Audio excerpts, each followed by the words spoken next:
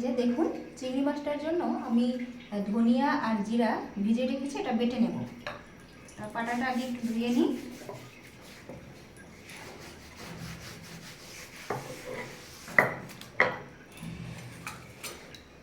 এই যে দেখুন মশলাটা এখন পাটায় বেটে নেব। এখানে আছে ধনিয়া, জিরা আর আদা।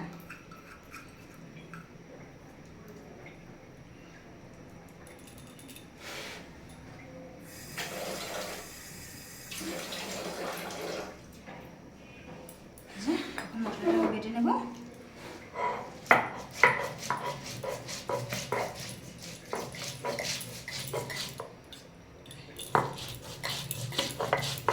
ভিজিয়ে রাখলে মশলাটা বাটাতে একটু কষ্ট কম হয়, শুকনো শুকনো বাটাতে একটু কষ্ট বেশি।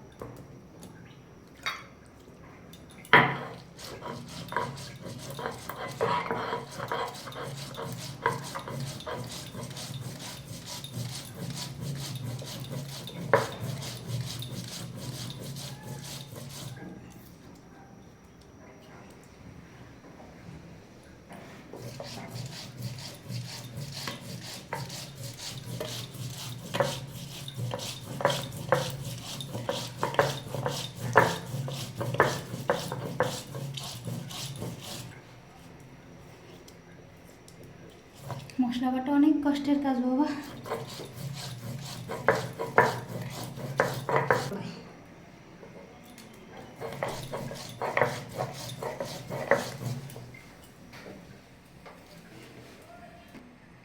এগুলো এসে গেছে।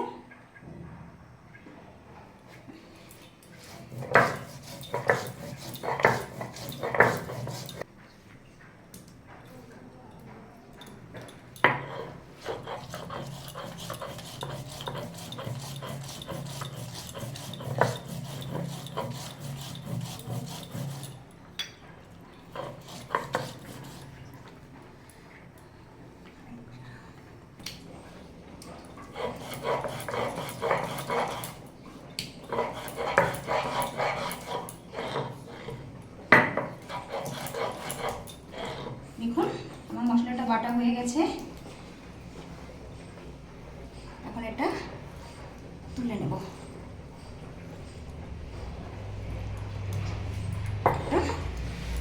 বাটিতে মশলাটা তুলে নেব।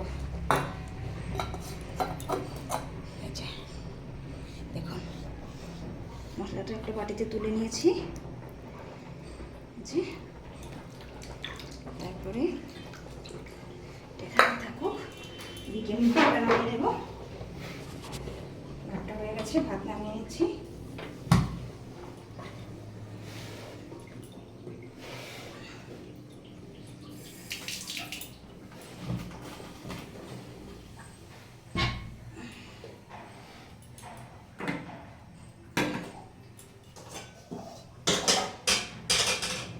এই যে আমি কড়াইটা দিয়ে নিলাম, ভাতটা একটু ফ্যান ঝাড়িয়ে নিই।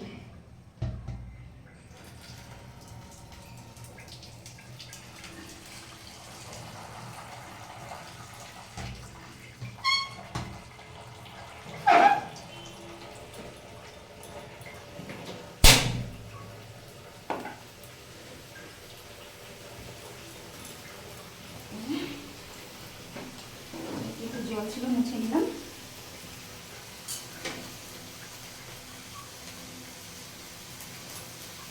এদিকে লাল শাকটা ভাজি করে নিলাম, শুধু একটু আদা কুচিয়ে আর কালো জিরা দিয়ে লাল শাকটা ভাজি করে নিলাম, আর একটা আস্ত শুকনো লঙ্কা দিলাম।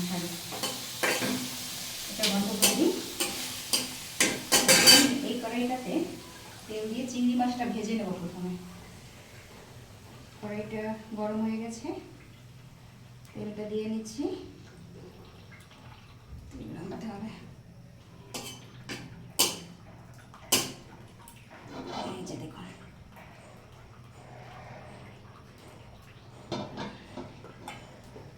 এরপরে চিংড়ি মাছটা ভেজে নেব। চিংড়ি মাছটা কেটে পরিষ্কার করে রেখেছি। এখন এটাতে নুন হলুদ মাখিয়ে দিয়ে দেবো। এই যে একটু হলুদ দিলাম, আর একটু দেবো লবণ, পরিমাণ মতো লবণটা দিয়ে নেব। নাড়িয়ে চাড়িয়ে মেখে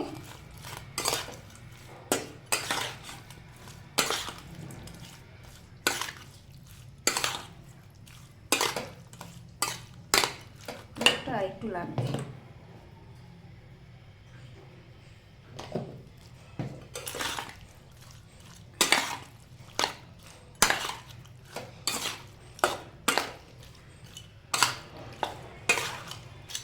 এখন দিয়ে দেবো।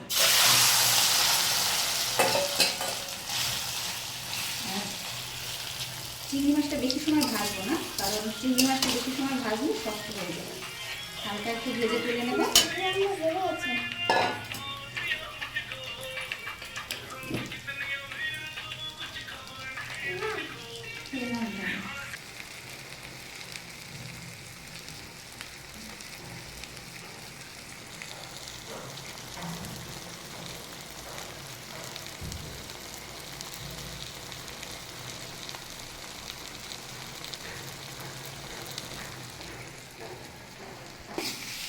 আমার চিংড়ি মাছটা ভাজা হয়ে গেছে, খুব বেশি ভাজলাম না, কারণ মাছ শক্ত হয়ে যাবে।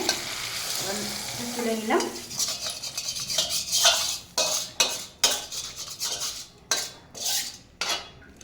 এখন তেল কড়াইয়ের ভিতরেই তেল দিয়ে দেবো।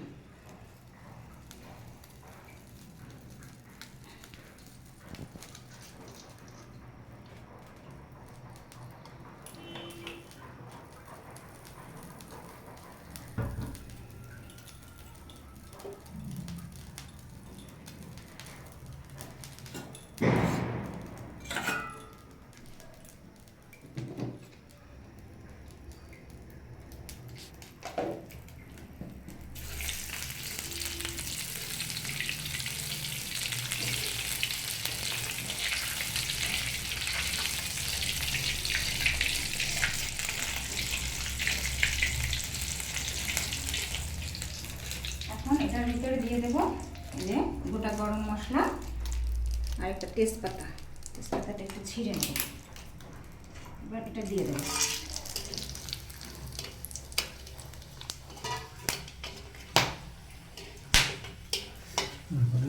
হাতে সেক দিয়ে এবার এর ভিতরে দিয়ে দেবো যে বেটে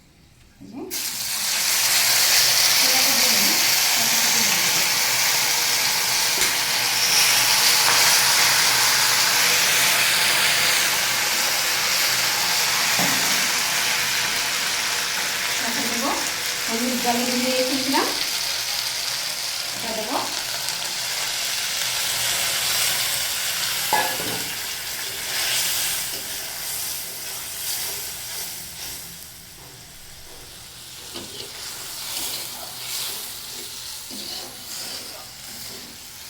মশলাটা এখন ভালোভাবে কষিয়ে নেব। এর সাথে দেবো একটু টমেটো আর দেবো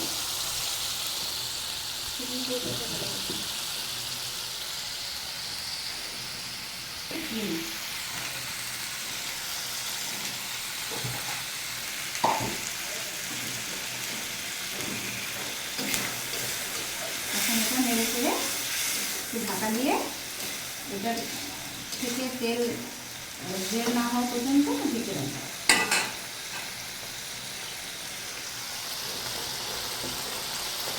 এখন ঢাকা দিয়ে রাখবো।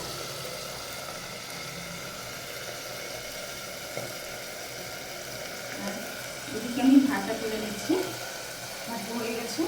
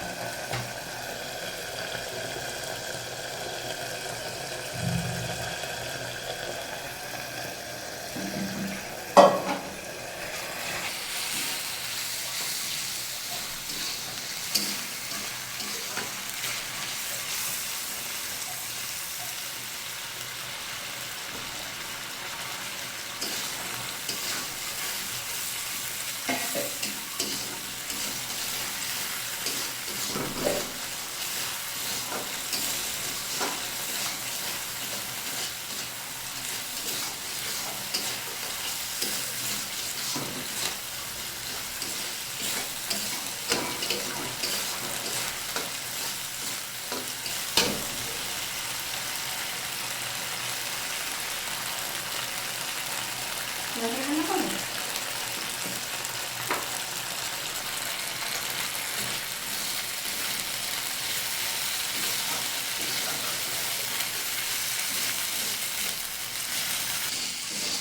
খাওয়ার সময় জল একটু লবণ দিয়ে দিচ্ছি।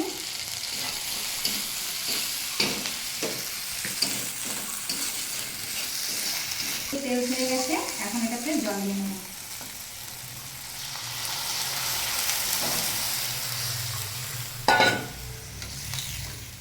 ঝোলটা একটু ফুটে উঠলে চিংড়ি মাছটা দিয়ে নেব। দেখুন ঝোলটা ফুটে গেছে, এখন এটাতে আমি চিংড়ি মাছটা দিয়ে নেব।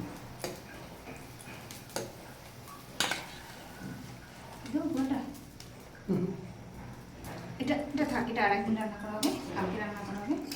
এটা ভাজা ভাত আর এই যে এটা ঝোল রান্না করা হয়ে গেছে। এটাতে একটু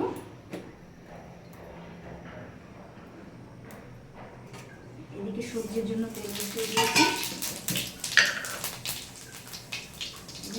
পরিমাণ মতো লবণটা দিয়ে দিলাম। এটা ঢাকা দিয়ে রেখে দেবো, এটা নিজের মতো করে দিতে থাকবে। এই যে চিংড়ি মাছটা হয়ে গেছে, এবার এটা ঢেলে নেব।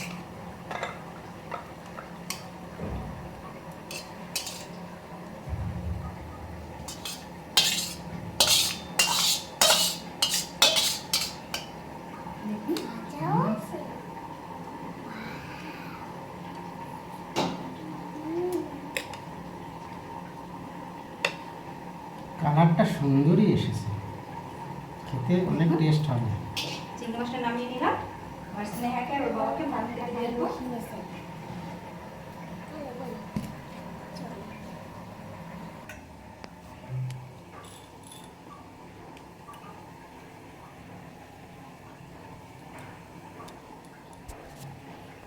এই যে দেখুন আমার চিংড়ি মাছ রান্নাটা হয়ে গেছে। এবার এই যে স্নেহা আর স্নেহার বাবা বসে পড়েছে। এক থালি খাবো, মেয়ের আঙুলে তো কেটে গেছে, আমি খেতে পারতেছে না হাত দিয়ে, তাই বাবার সাথে ওদেরকে এখন খেতে দিয়ে দিচ্ছি। চিংড়ি মাছ আর কি সাধারণ, এই যে অসাধারণ একটা চিংড়ি রেসিপি, সিনেমা খুব পছন্দ। ইস দেখো, খাওয়ার আগেই তার মুখে একদম জল এসে গেছে।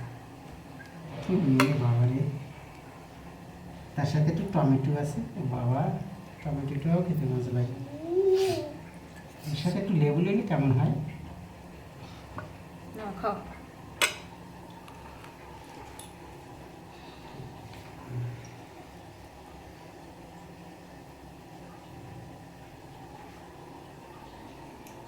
নিচে বসো।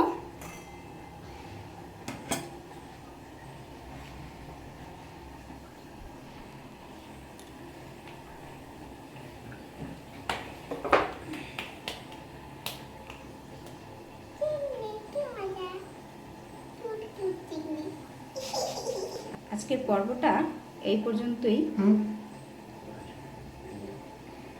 খেয়ে কেমন আছে বলবো না, গরম তো খাবো কি করে, মুখে তো দেওয়া যাচ্ছে একদম আগুন, এটা মুখে দিলে মুখ পুড়ে যাবে। এই পাশে দেখো, কোনো পাশে না, একই অবস্থা।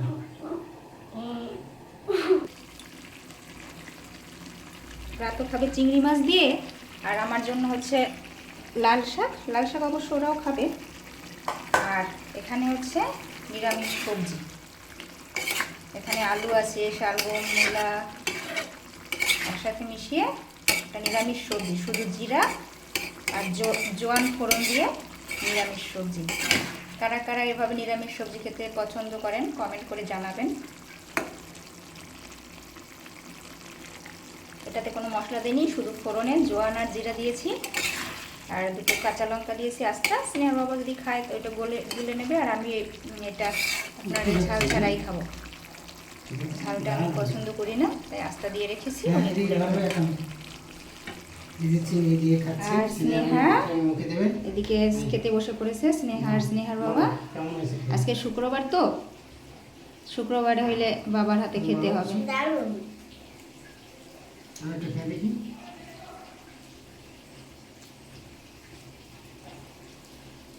অনেক স্বাদ হয়েছে।